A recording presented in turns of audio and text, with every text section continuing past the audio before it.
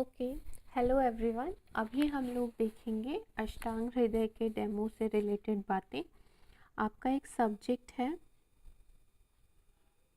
समिता अध्ययन, ठीक है। समिता अध्ययन करके आपका एक सब्जेक्ट है, ठीक है।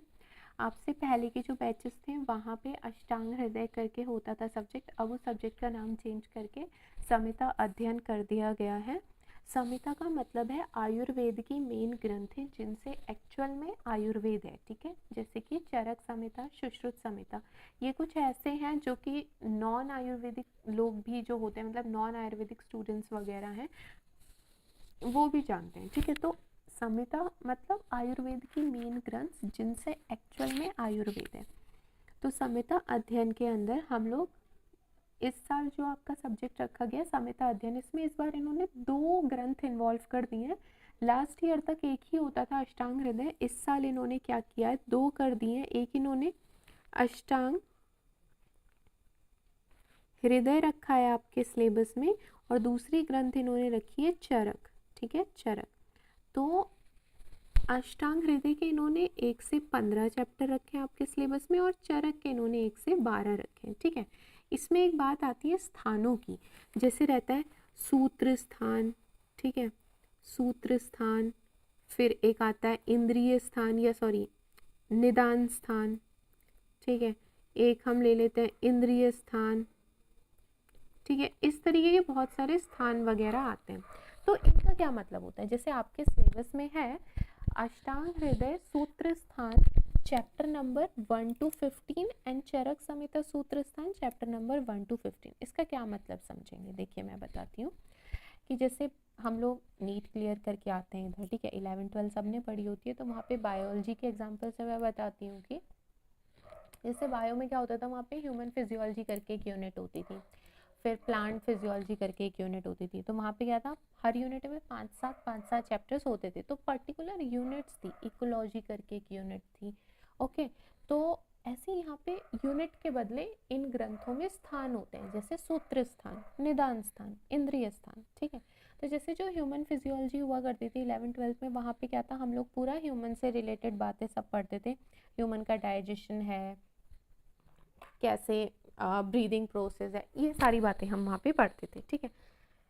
यहाँ पे उसी तरीके से क्या है कि जैसे सूत्र स्थान है, एक यूनिट है सूत्र स्थान नाम की, स्थान का मतलब यूनिट से रिलेट करना है। तो सूत्र स्थान नाम की यूनिट एक है जिसमें हमको क्या पढ़ना होता है, नॉर्मली सभी कुछ हम पढ़ते हैं कि कैसा हमें दिन भर अपना दिनचर्या रखनी चाहिए, मतलब कैसी सारी एक्टिविटीज़ दिन भर में करनी चाहिए, ठीक है। खाना पीना कैसा होना चाहिए हमारा, और उसके अलावा कैसी हमें दवाई चलानी चाहिए, ये सारी मतलब बहुत सारी ब्रॉड स्पेक्ट्रम है सूत्र स्थान का। एक पर्टिकुलर टॉपिक पे सूत्र स्थान नाम की यूनिट में बात नहीं की जाती, बहुत ब्रॉड स्पेक्ट्रम में इस पर्टिकुलर यूनिट में बात की जाती है। ऐसी एक यूनिट आती है निदान स्थान नाम की, ठीक है। निदान स्थान में मेनली हमें बीमारियों के बारे में बताया जाता है, और जैसे ज्वर है, रक्त पित्त है, इस तरीके की काफ़ी सारी बीमारियों के बारे में हमें निदान स्थान नाम की यूनिट में बताया जाता है। फिर एक आता है इंद्रिय स्थान नाम की यूनिट, ठीक है। इंद्रिय स्थान नाम की जो यूनिट है ना, इसमें हमें बताया जाता है जो कोमा के पेशेंट्स होते हैं कि मरने से पहले कुछ लक्षण दिखते हैं उन पेशेंट्स में, कि उसकी हार्ट रेट में कुछ गड़बड़ी है, किडनी वगैरह में कुछ इशू है उसका, ठीक है। आजकल तो क्या है कि हमारे पास हर तरीके की मशीन है, तो हम किडनी एक्टिविटी मेजर कर सकते हैं, उसका हार्ट रेट देख लेंगे, उसकी ब्रेन एक्टिविटी देख लेंगे, ठीक है, सब कुछ हम मेजर कर सकते हैं। लेकिन उस टाइम पे क्या था, अब आयुर्वेद आज का तो है नहीं, बहुत साल पुराना है, तो उस टाइम पे क्या हुआ करता था, इस तरीके का कोई हमारे पास मशीन्स वगैरह अवेलेबल नहीं थी। तो उस टाइम पे जैसा रोगी का, जैसा पेशेंट के हाव भाव दिखते थे, उसके बेसिस पे जो वैद्य थे वो बता दिया करते थे कि अच्छा इतने टाइम में मर जाएगा या इतने टाइम में इसकी मृत्यु हो जाएगी, ऐसे सब। तो वही चीज़ इंद्रिय स्थान में लिखी हुई। तो इंद्रिय स्थान में अगर मैं मॉडर्न में आसान भाषा में बताऊं, तो इंद्रिय स्थान एक ऐसी यूनिट है ये ग्रंथ में कि जहाँ पे आपको मिलता है कोमा के पेशेंट्स जो होते हैं उनमें कैसे लक्षण दिखेंगे मरने से पहले, वो लक्षणों का वर्णन यहाँ पे हमें इंद्रिय स्थान में मिलता है। तो इस तरीके से बहुत सारे अलग अलग यूनिट्स होती हैं ग्रंथ में, ठीक है, और हर यूनिट में अलग अलग होता है नंबर ऑफ चैप्टर्स। तो जैसे यहाँ पे क्या है, हमारा अष्टांग हृदय नाम का जो ग्रंथ है आपके सिलेबस में इसमें बोला हुआ है सूत्र स्थान के अष्टांग हृदय के 1 से 15 चैप्टर आपके सिलेबस में। तो अष्टांग हृदय का सूत्र स्थान नाम का जो यूनिट है उसका चैप्टर नंबर 1 to 15 आपके सिलेबस में है। और चरक संहिता में भी सूत्र स्थान नाम का जो यूनिट है इसमें चैप्टर नंबर 1 से 12 आपके सिलेबस में है। ठीक है, अब क्या होता है कि ऐसा है कि हर किसी की यूनिट में अलग अलग चैप्टर है। जैसे कि चरक के सूत्र स्थान में 30 हैं, सुश्रुत के सूत्र स्थान में 60 चैप्टर्स मिल जाएंगे। ऐसी हर किसी आचार्य के जो ग्रंथ हैं उनकी यूनिट में नंबर ऑफ चैप्टर्स अलग अलग होते हैं। ठीक है, जैसे सूत्र स्थान में आचार्य चरक की 30 चैप्टर मिल जाएंगे, ऐसे ही आचार्य चरक का अगर हम लोग निदान स्थान देखेंगे तो यहाँ पे हमें 8 चैप्टर मिल जाएंगे, इंद्रिय स्थान में 12 चैप्टर मिल जाएंगे। ठीक है, ऐसे हर आचार्य का अपना अपना यूनिट में नंबर ऑफ चैप्टर्स अलग रहता है। बस तुक्के की बात ये है कि अष्टांग हृदय के भी सूत्र स्थान में 30 चैप्टर हैं और चरक के सूत्र स्थान में भी 30 चैप्टर हैं। लेकिन आपको इससे ये नहीं समझना कि हर आचार्य मतलब कोई भी ग्रंथ उठा लो आयुर्वेद की, अगर उसका सूत्र स्थान नाम की यूनिट की बात की जा रही है तो उसमें 30 चैप्टर होंगे, ऐसा नहीं है। ये बस तुक्के वाली बात है कि यहाँ दोनों में ही 30 हो गए, वरना अलग अलग नंबर ऑफ चैप्टर्स रहते हैं। ठीक है, तो ये कुछ इसका बेसिक इंट्रो है। अब मैं आपको बताती हूँ इस चैप्टर में जो हमें स्टार्ट करना है। यहाँ पे हम लोग लेंगे हमारा डेमो इसका अष्टांग हृदय का चैप्टर 1 का आयुष काम्य अध्याय नाम का जो चैप्टर है उसका हम लोग यहाँ पे डेमो लेंगे। जस्ट अ सेकेंड, मैं आपको PDF खोल के बताती हूँ। ठीक है, ये देखिए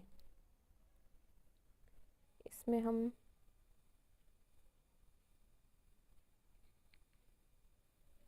ठीक है, देखिए तो यहाँ पे मैं कुछ वर्ड्स आपको बताना चाहती हूँ। देखिए अष्टांग हृदय, ये चैप्टर का नाम लिखा हुआ है अष्टांग हृदय।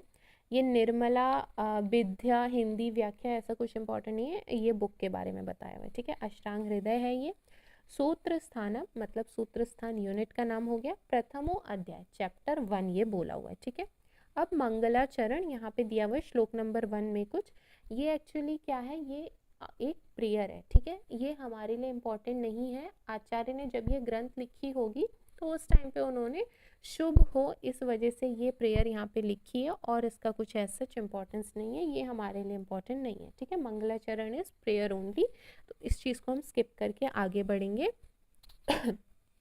सॉरी, हाँ, यहाँ पे अब एक बात आती है। देखिए चैप्टर का नाम कैसे लिखा जाता है इन ग्रंथों में। अब देखिए क्या लिखा है, जो ये बोल्ड लेटर्स में लिखा है आप उसे देखिएगा।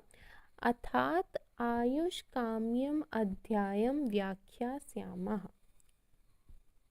इसी के आगे कंटिन्यूएशन में रहता है इतिहु इतिह स्माहु आत्रेय महर्षिया। ठीक है, पूरा ऐसे रहता है अथातो आयुष काम्या व्याख्यास्यामः इतिह स्महु आत्रेय महर्षिया।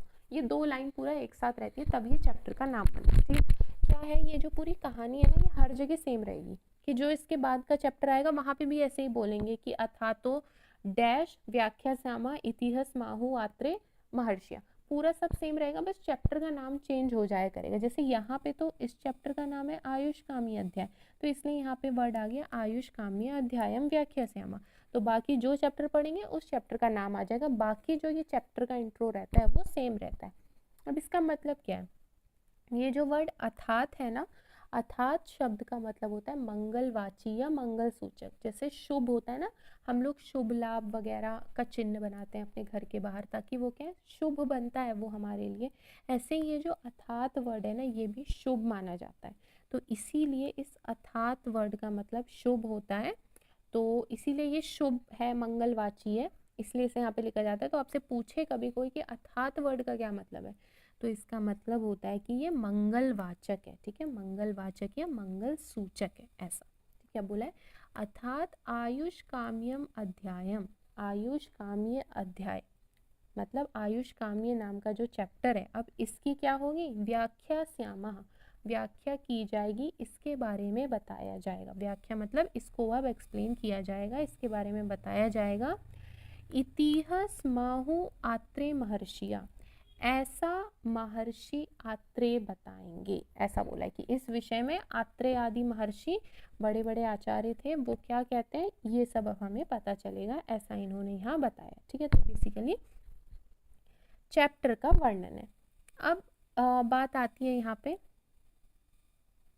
एक सेकेंड, ये थोड़ा सा मैं बताऊं तो अष्टांग हृदय है, आप नोट करिएगा कि अष्टांग हृदय के जो राइटर हैं जिन्होंने लिखी है वो आचार्य वाग्भट है। आचार्य वाग्भट ने अष्टांग हृदय नाम की ग्रंथ का निर्माण किया है। इसके अलावा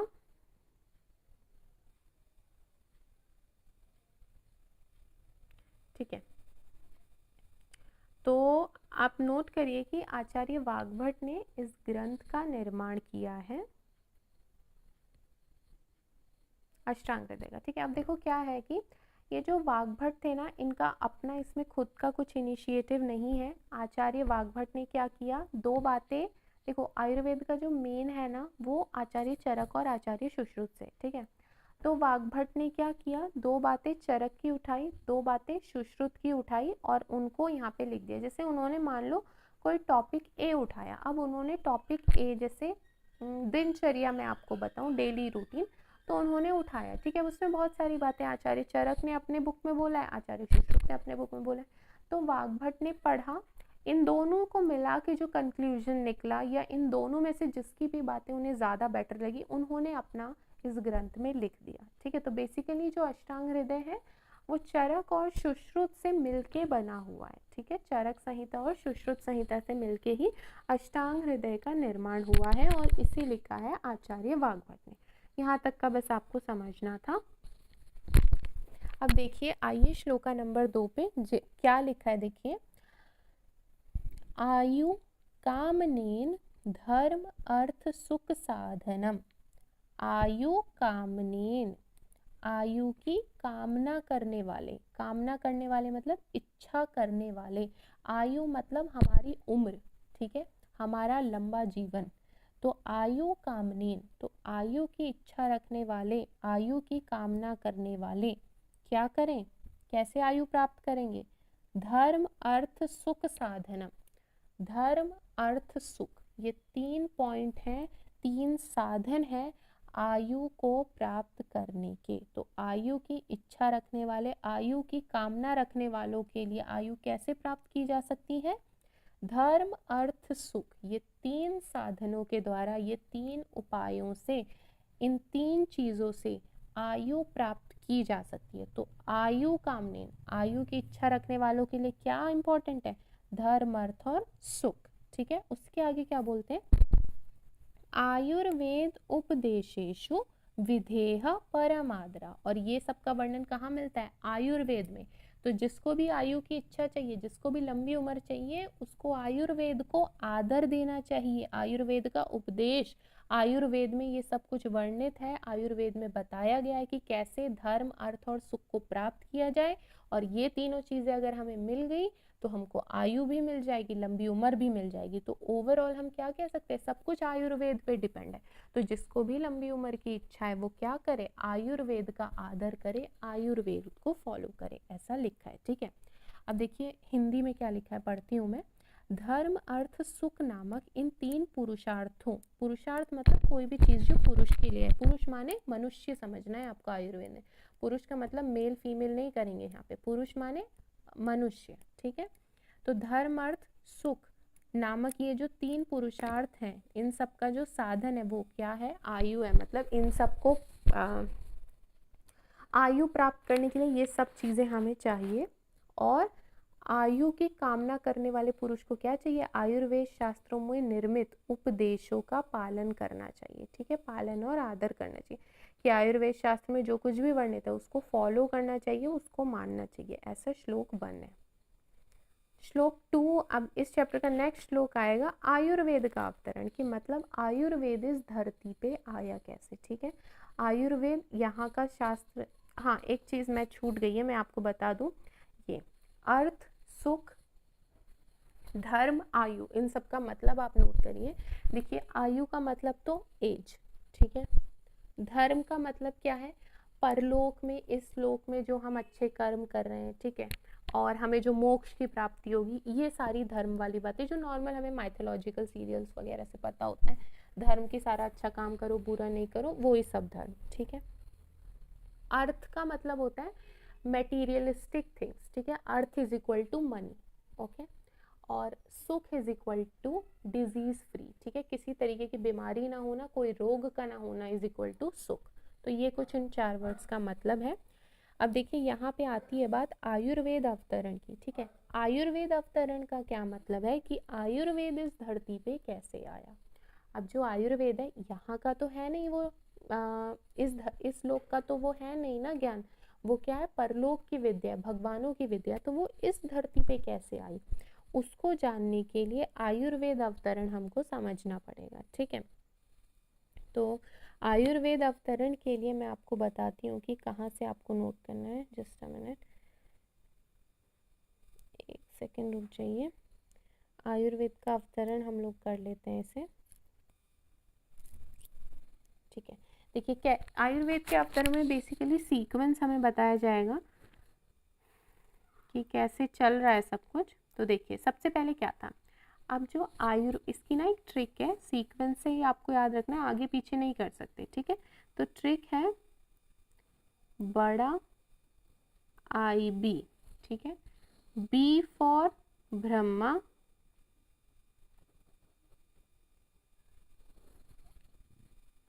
डी फॉर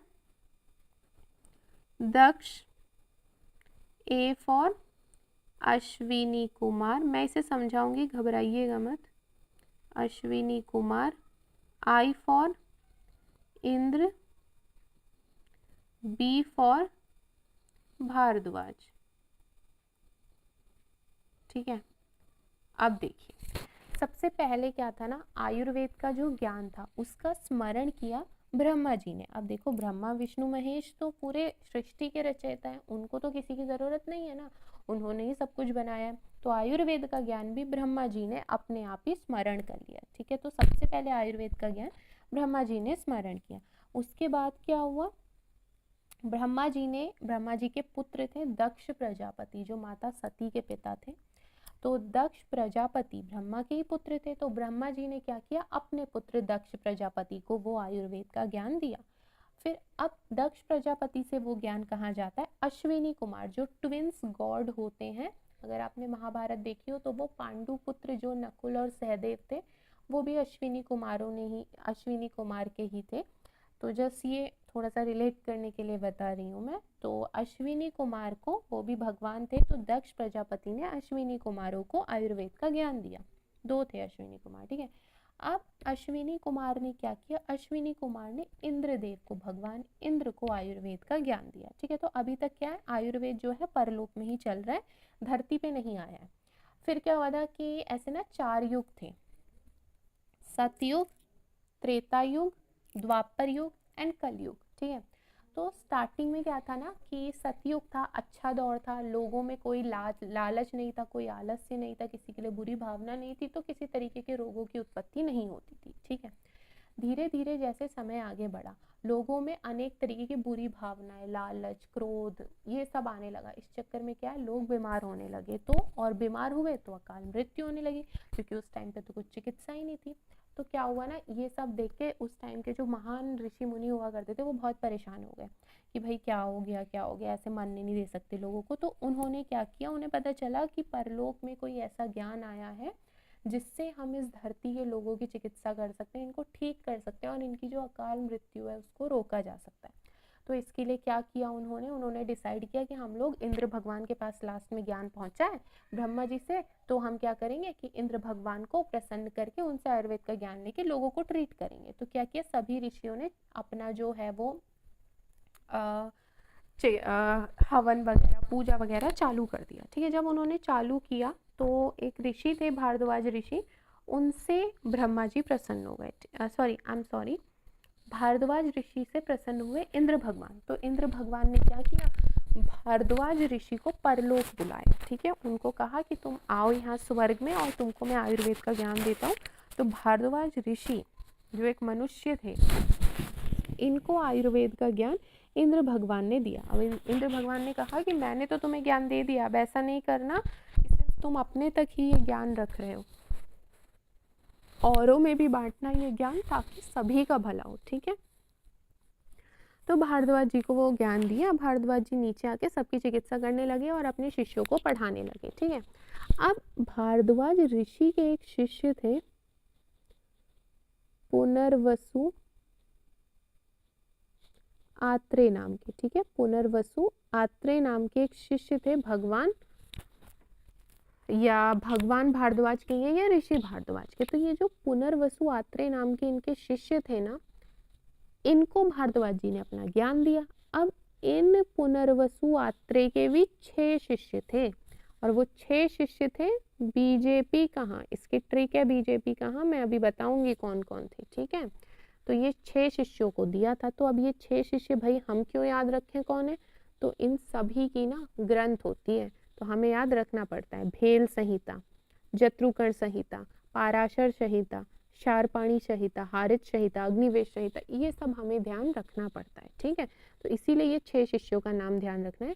तो अगर आपसे आयुर्वेद का अवतरण कोई पूछे तो आप ये पूरी कहानी लिख के आएंगे और हर साल एग्जाम में क्वेश्चन बनता ही है। तो आयुर्वेद का अवतरण कैसे हुआ, ब्रह्मा जी, और यही सीक्वेंस रहना चाहिए, ठीक है। ब्रह्मा जी ने दक्ष प्रजापति को दिया, दक्ष प्रजापति ने अश्विनी कुमारों को दिया, अश्विनी कुमार ने इंद्र भगवान को दिया, इंद्र भगवान ने भारद्वाज ऋषि, भारद्वाज ऋषि ने अपने शिष्य पुनर्वसु आत्रेय, और पुनर्वसु आत्रेय के 6 शिष्य थे बीजेपी कहाँ, उन्होंने अपना ज्ञान उन्हें दिया, ठीक है। इस तरीके से आयुर्वेद का अवतरण चला। तो अब मैं आपको बीजेपी कहाँ का बता देती हूँ। बी फॉर, देखिए बी फॉर भेल, ठीक है, बी फॉर भेल, जे फॉर जतुकर्ण, ठीक है, जतुकर्ण, पी फॉर पाराशर, ठीक है, ये हो गया पाराशर। देन के फॉर शारपाणी, शारपाणी, ठीक है। एच फॉर हारित,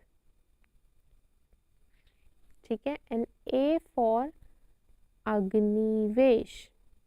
तो ये कुछ 6 शिष्य थे इनके पुनर्वसु आत्रेय के, जिनको आयुर्वेद का ज्ञान मिला। ये पूरा अवतरण का है। एक थोड़ा अलग टॉपिक मैं आपको बताऊं तो जो ये आत्रेय है ना, आत्रेय वर्ड आयुर्वेद में जब भी आएगा तो आयुर्वेद में तो क्या, मेनली ये चरक संहिता की मैं बात कर रही हूँ। आत्रेय वर्ड ये लोग काफ़ी बार यूज़ करते हैं। 3 आत्रेय थे, ठीक है, 3 आत्रेय हैं आयुर्वेद में। एक है पुनर्वसु आत्रेय, ठीक है, दूसरे हैं कृष्णात्रेय और तीसरे हैं भिक्षु आत्रेय, ठीक है। इस तरीके से 3 आत्रेय हमको आयुर्वेद में देखने के लिए मिलते हैं। थोड़ा सा एक इम्पॉर्टेंट पॉइंट है, आगे चल के भी पढ़ना ही है, तो मैंने अभी बता दिया, ओके। तो यही था आज की क्लास के लिए, ज़्यादा कुछ मैंने बताया नहीं है आज। ये आयुर्वेद का अवतरण आज का सबसे इम्पॉर्टेंट टॉपिक है जो आपको ध्यान रखना है, ठीक है। तो that was it, thank you so much.